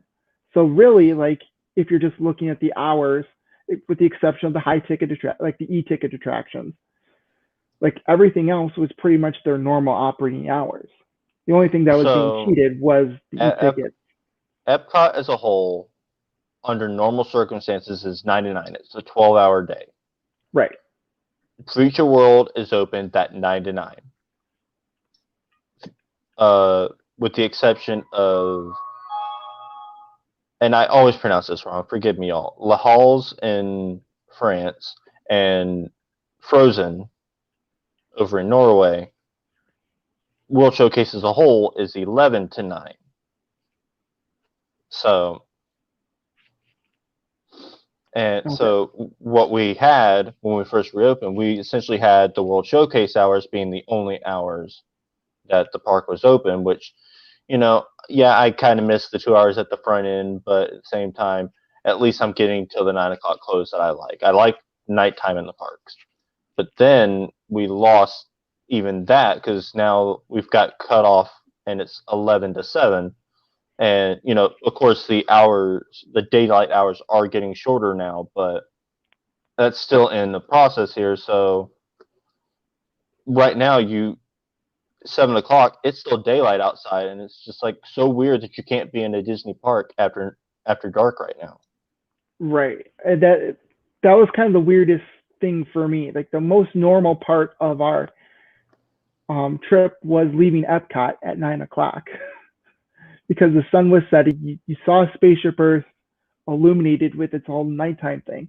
I mean, leaving Magic Kingdom, Hollywood Studios, and Animal Kingdom, middle of July, it's still light out, and it felt weird.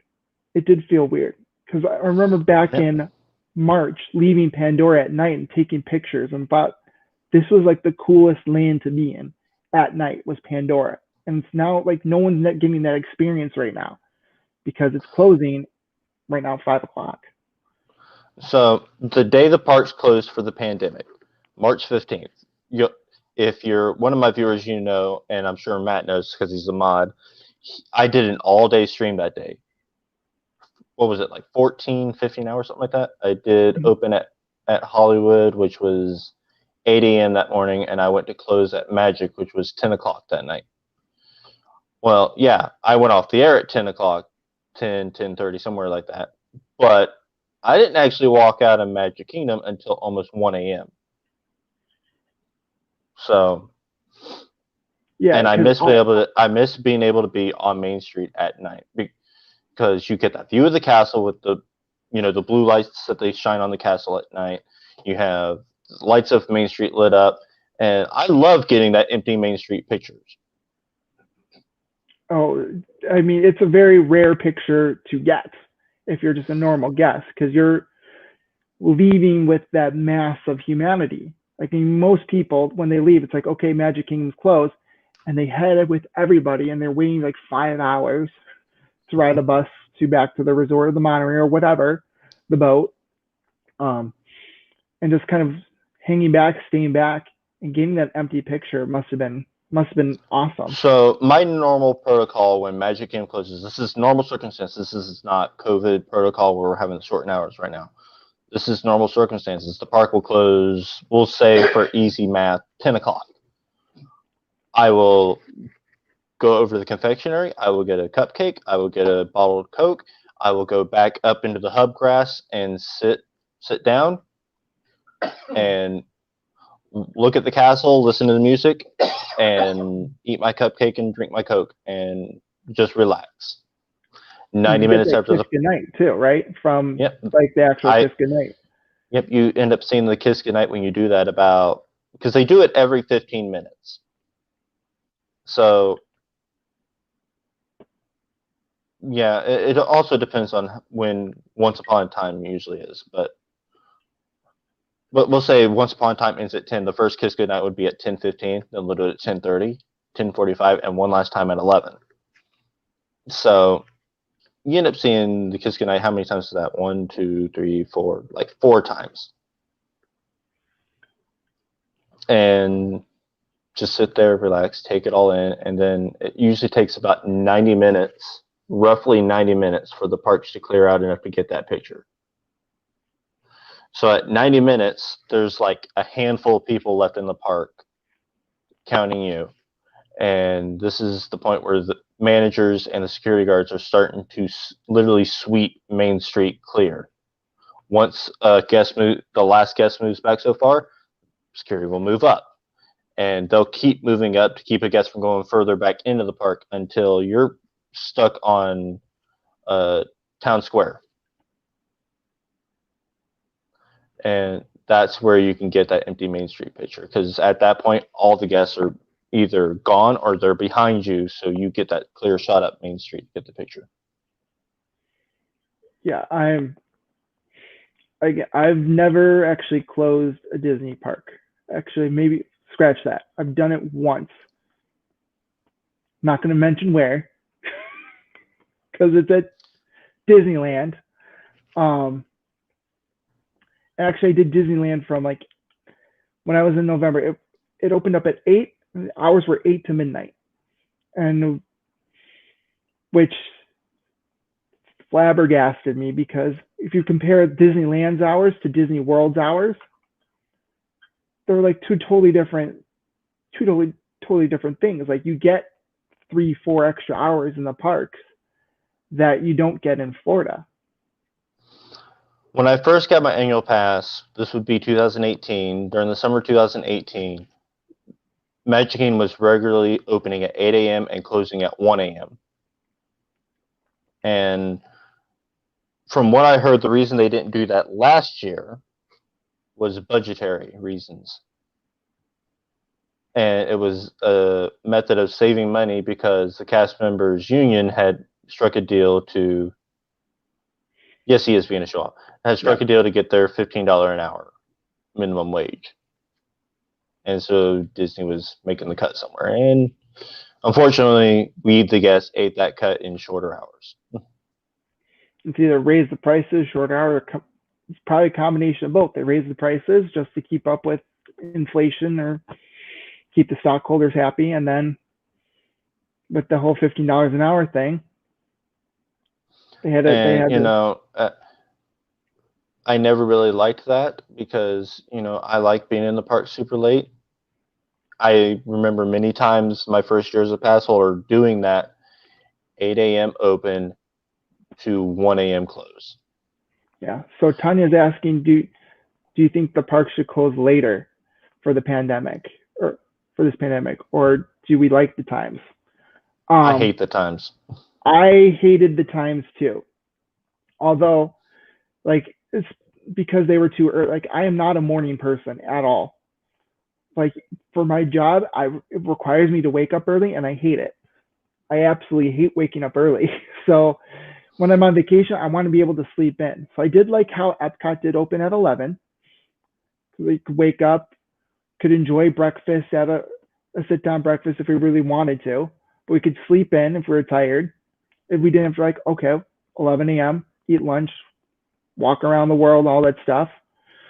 And it closed at 9 o'clock. So I did I was okay with Epcot's opening time, but with the Magic Kingdom closing at 7, I'm like, this doesn't feel right.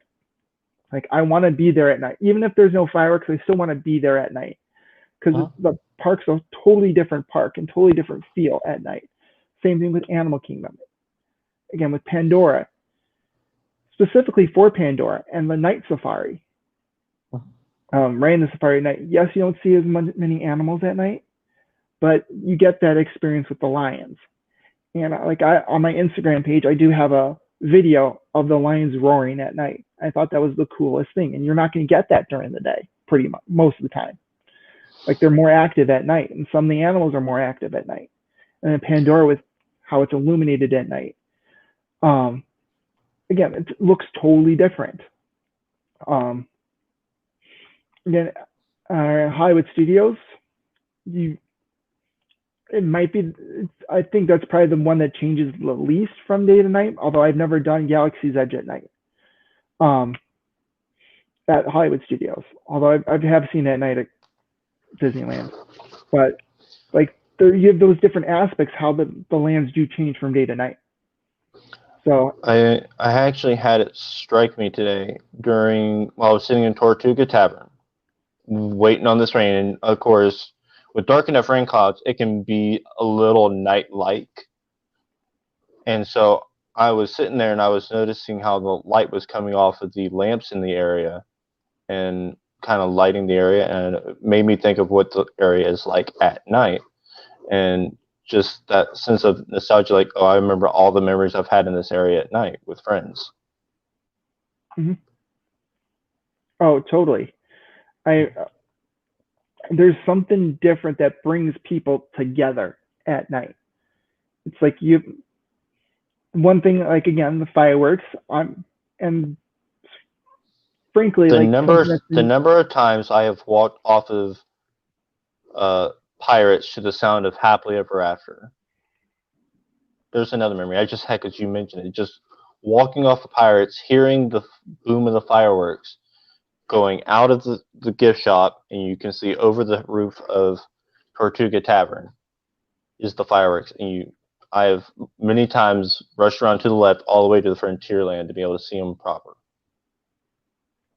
Yeah, for me, I've only had one opportunity to see Happily Ever. Well, actually two, because the night we did Ohana, we watched the fireworks from Polynesian, which, again, that was a cool experience.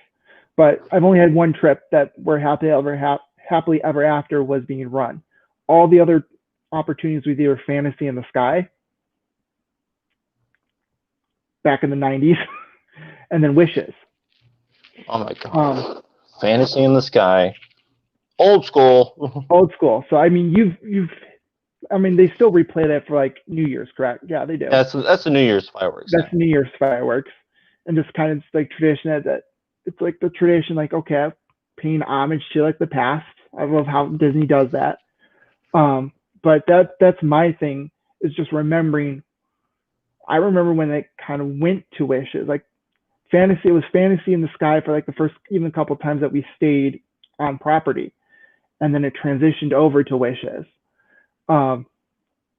which, I don't know, like, both of them have their pros and cons, but just kind of being like, my fondest memory was riding Thunder Mountain over and over again during Wishes. How they had the Main Street Electrical Parade and Spectral Magic, and like how that would block you in to the Splash Mountain corner of the park, Splash Mountain, Thunder Mountain corner of the park, and you could just hop on Thunder Mountain as many times as you wanted and just watch the fireworks from there. And it'd be like, because you're so close to the launching pad, just watching, like, it looked like literally one firework was taking up the entire length of the sky. It's something like that you see on Disney commercials. Like, when you watch certain Disney commercials, you're like, okay, that rarely happens. That rarely happens. That rarely happens.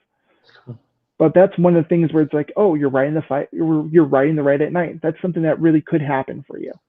Oh yeah. So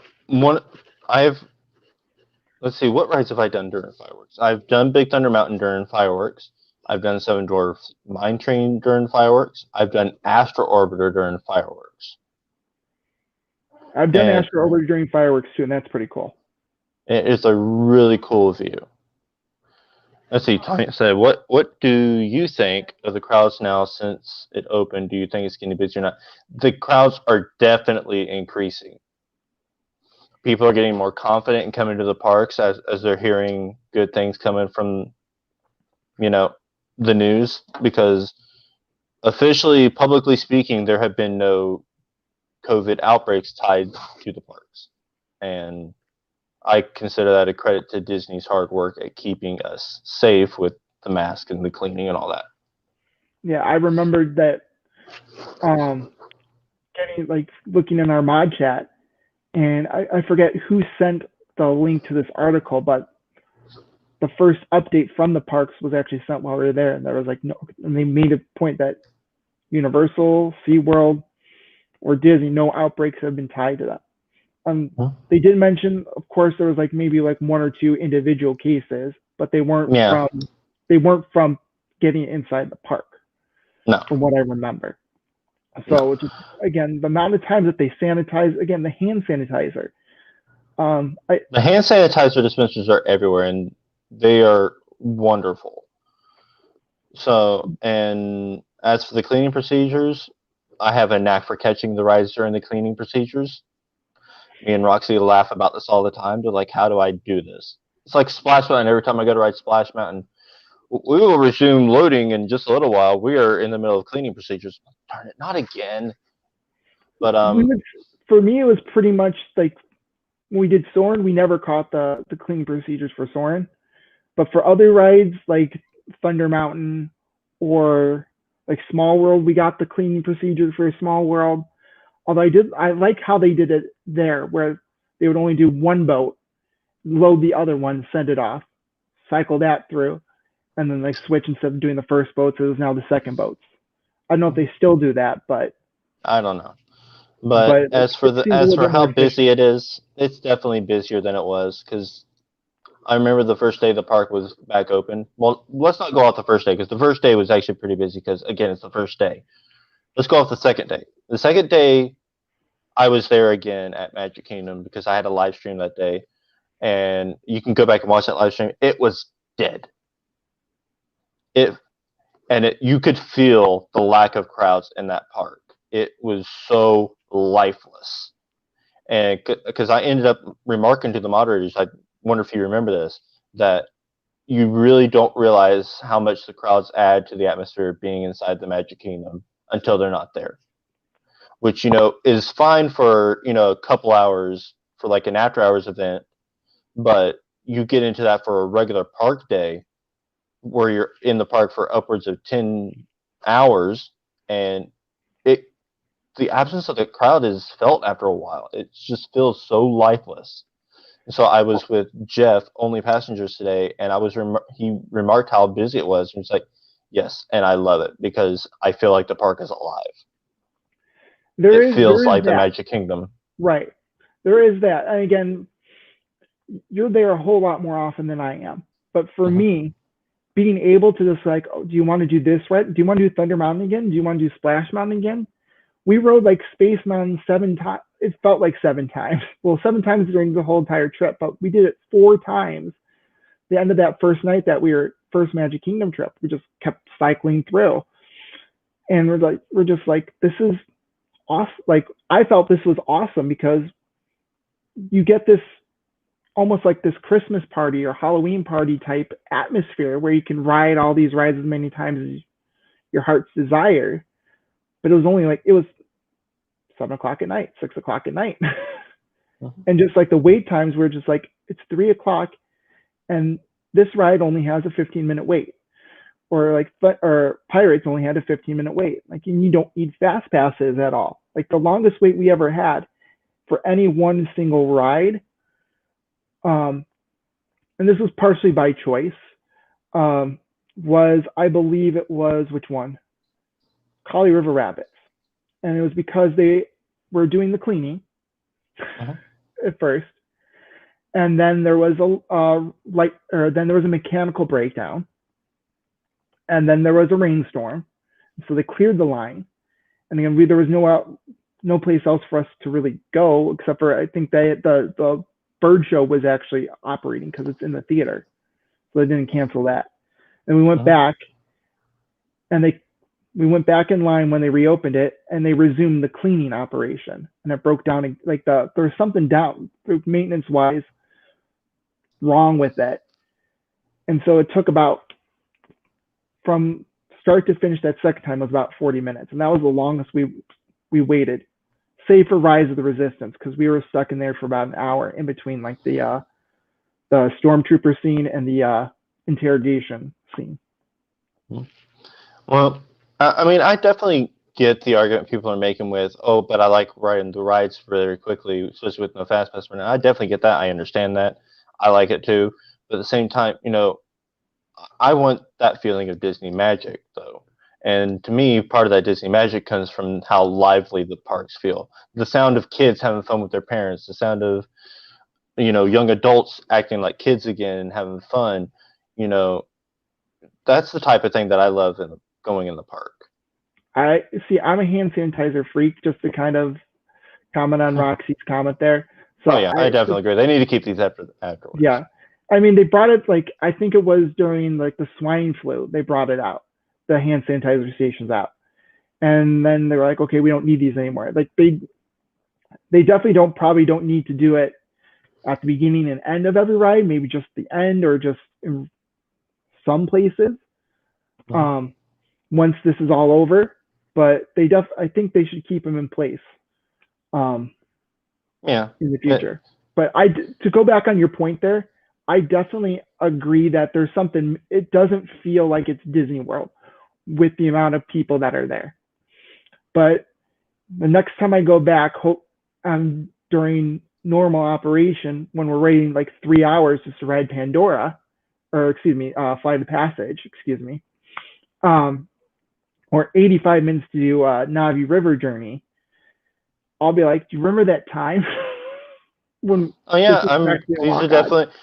These times are definitely going to bring some memories and about being able to get on rides frequently and quickly.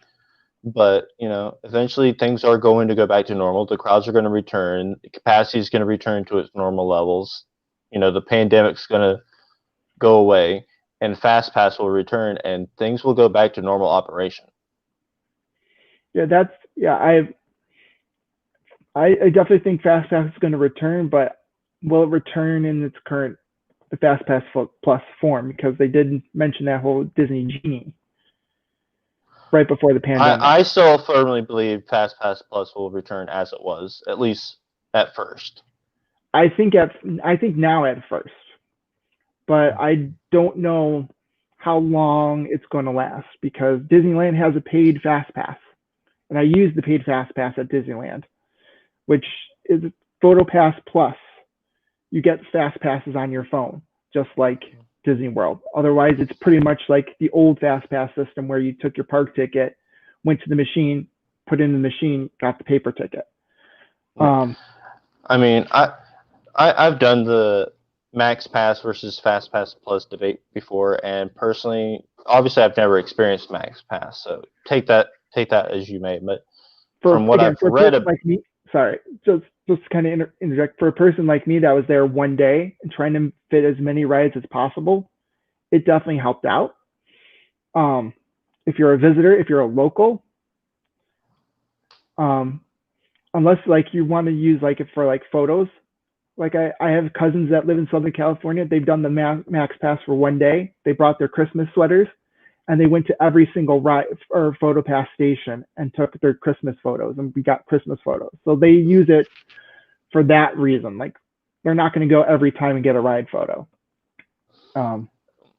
Well, as for me personally, I prefer Fast Pass Plus, just based on what I've read about Max Pass and what I have experienced with Fast Pass Plus. And Fast Pass Plus does have a learning curve. It really does have a learning curve to use it correctly, which I will not deny.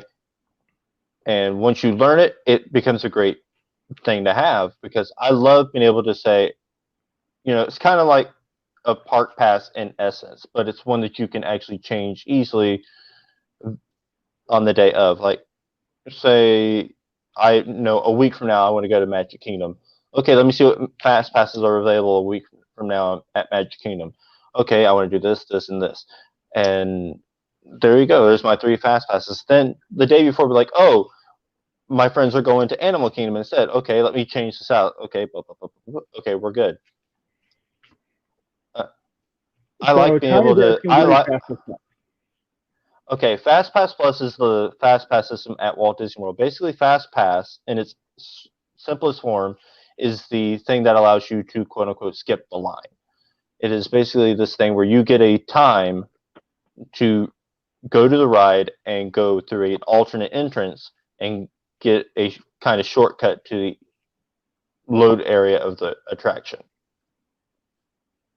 And for And it Fast used Pass, to be that, right? It used to be that you can only have pretty much maybe 1 up to 2, depending on how things worked at a time, and you had to go to the ride, insert your ticket, take the ticket out, or get the return time, and then once you use it, or the 2 hours elapsed, you can get a new one. Where now with Fast Pass Plus, go ahead. Fast Pass Plus was an alteration to the original Fast Pass system, where essentially they integrated the My Magic Plus experience, which is the Magic Bands, the My Disney Experience app, and basically what happens is you can either go to a kiosk inside the park, which they still have them there, they're still there, they're just covered, or you can go on your phone and get a Fast Pass without having to go to the attractions. So, and basically it worked the same way in essence, but say you arrive at the park at 8 a.m., you pull up the app, you like get a fast pass. It would say, okay, the ride you want has a fast pass available at 9:20. Okay, you grab it, and at 9:20, or actually 5 minutes before 9:15, you can go to the attraction, tap your Magic Band on the tap style, and go in the alternate entrance. Right. And then with resort guests, you can book up to 3 per park per day, up to 60 days in advance. I know there was like a 30-day window for other guests. So the windows were 30 days for standard guests and APs, 60 days for regular resort guests, 90 days for club level resort guests, and I believe can't confirm this, but I believe Club 33 had 120 days of a window. Oh wow. That is something where my brother knows people that have Club 33 memberships, and that is one thing he was just trying to elbow this guy to, like, come on, let us in. And well, it didn't work, but it's something that we would that is like the holy grail of like things to get in for Disney. That and probably like the Castle Suite and Walt's apartment. And with annual pass holders, you could also only have up to 7 days of fast passes at one time. Okay. All right. Definitely hit my limit a couple of times. Oh, I'm sure I would, if I was an annual pass holder, I would probably have it all booked up.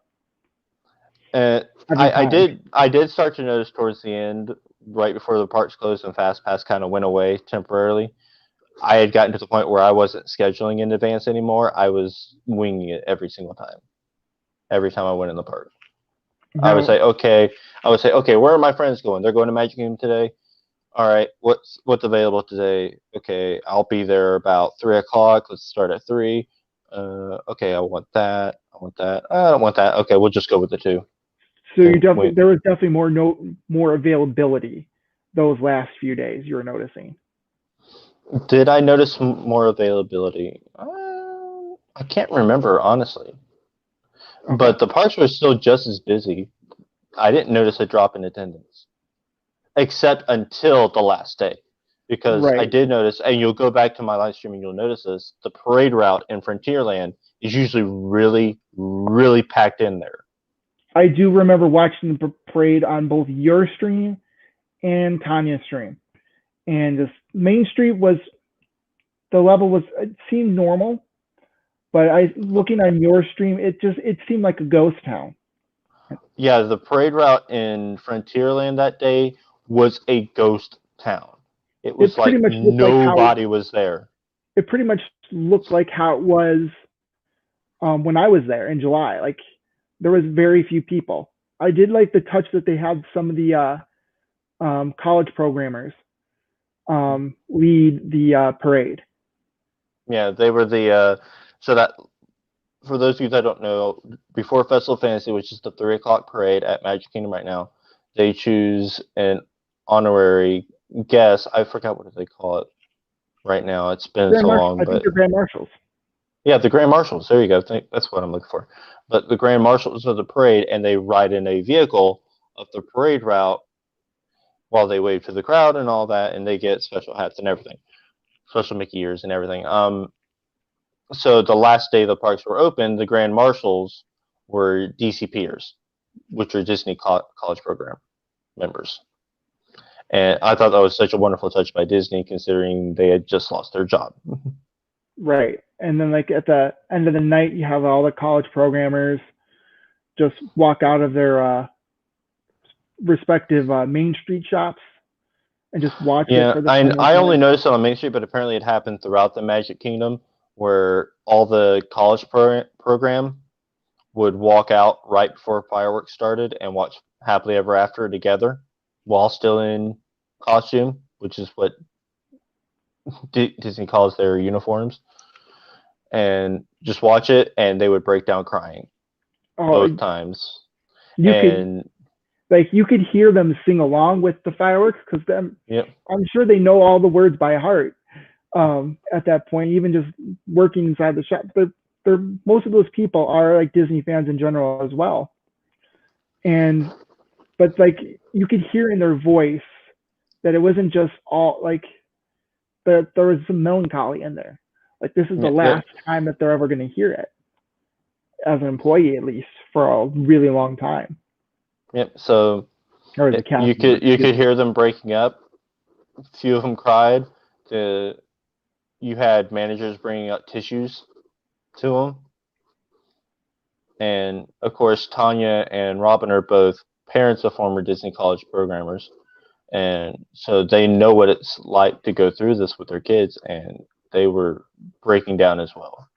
And they helped out with like the move-ins, right? Like Yeah, they I did think so. there was something involved with like the welcome committee, I guess, Yeah, something like that. something like that. And as for me, I broke down during the final night of Happily Ever After, but that was because it was the final night. Nobody has seen Happily Ever After since March 15th. And it's a weird feeling. Like you always get that way, at least from a vacation standpoint. When it's your last day, it's like, okay, this is it. Like this is I'm not coming back to the Magic Kingdom and Disney World for another year, or sometimes it was 2 years. So you get that feeling like it's going to be a while. I'm sure you get that feeling even when you leave and you're going to be back in 2 or 3 days. I still that feeling. I'm that person that the parks means so much to me that even when I'm leaving just for the night, even if I'm planning to come back to the Magic Kingdom the very next day, I'm leaving at 10 p.m. I'm going to be back at 8 a.m. for the next day's park open. It still hurts to leave Oh, because it I mean does. it doesn't carry that. I'm sure because I am a local, it doesn't carry the weight of say leaving my once in every 2-year trip. I'm sure, but it still hurts. I still have broken down crying leaving the Magic Kingdom. And Yeah, if you're with me when I'm walking out, even to this day, I did it today. You can ask Roxy because me and her were talking, but we literally walked out, and that first step I take over the threshold of the Magic Kingdom out to the outside of the park, I literally go ouch. yeah. Because I am leaving my happy place. For me, it used to be like that whole. I mean, like I think every single person that's a big Disney fan, it is their happy place, and it hurts to leave. Um, I used to be like, okay, I'll be back again, and that'll help me get through it. That feeling, I wouldn't be crying. But it would be to the point where I'm just like, okay, I'll be back again. I don't know exactly when. Sometimes with family vacations, it might be 2 years, it might be 3 years, depending on where we're going and who invited us to go with what, or when's our turn to go back to Florida to see our grandparents. But these last few times, and I can share with you this privately. I think you probably already know where I'm going with this. It hurt a little bit more because all the memories that I had with my family members, and just how not all of them were there. Yeah, I know the feeling. And it's just so it part of it kind of hurts because that's where we made a lot of good, happy memories. I mean, most of our family vacations were at Disney World, were to Florida. Occasionally we go to other places, but that was our main thing. And so we were always like, we always had our squabbles there. It's like, oh, remember when we were here and you could completely lost or whatever. It's just like, yeah, well, we were stressed, we were tired. Like we hit the ground running. We would be there at like 9 o'clock, 10 o'clock in the morning, and we would go to park close. And so like you're running on fumes by the time it's day 4.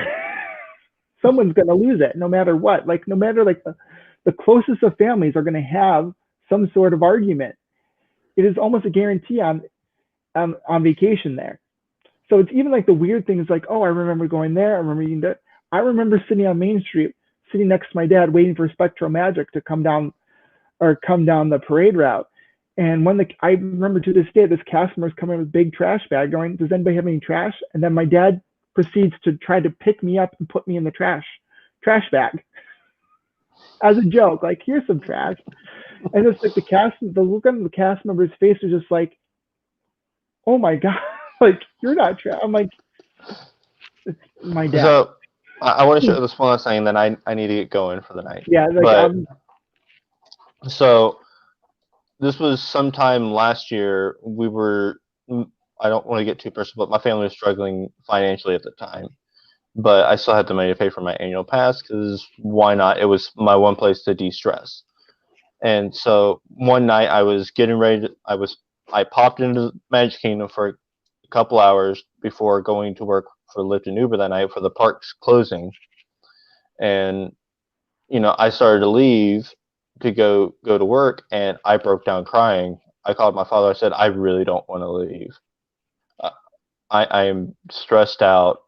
I just don't want to do this tonight.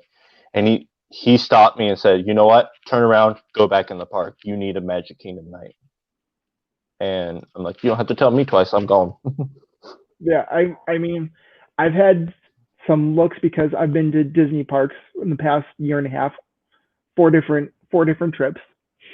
But I totally understand that same feeling. It's something that you need to do. It's something that's going to make you feel good.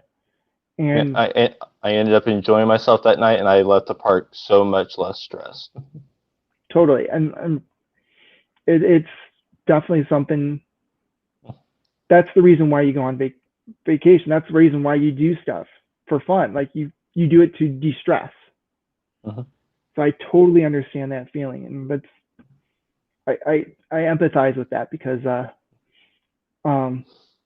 this last trip, even though it was under different circumstances with the whole COVID stuff, and I don't want to get into that part of it, but it's something I needed to do. It's something I needed because it was my happy place. All right. Well, so I think it's time for me to hop out of here. All right. So you're on this Thursday, 5 o'clock Eastern, 4 Central from Epcot. Yep. I'm going to continue doing these on Sunday nights.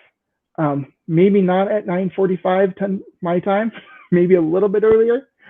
So I'm not. Yeah, a little bit earlier. Although again, my first time was just okay. Next day is Labor Day. I'm staying up a little bit later anyway. It was almost like last Sunday was a Saturday night. Although I do miss watching you guys from Gasparillas going to Oh, I miss Gasparillas. like 4 a.m. I know I know that they have it planned to go back to doing it once it's feasible again. We're all looking forward to it. We miss hanging out with each other like that. I only made it maybe once the entire night without falling asleep. There have been nights where I've fallen asleep, but then hearing Tanya's voice saying good night, I'd wake up and just like, oh, I still have my computer on. Good night. And yeah. There are times we go till 2 or 3 in the morning, and getting home at 4 or 5 a.m. is always fun. Oh, I'm sure. So I'll be there this Thursday. I'll definitely watch you from Epcot. And for all of you that stuck around these 2 past hours, thank you. And I will see you next time. And thank you, Aaron, for joining me. All right. Thanks for having me. All right. See you guys.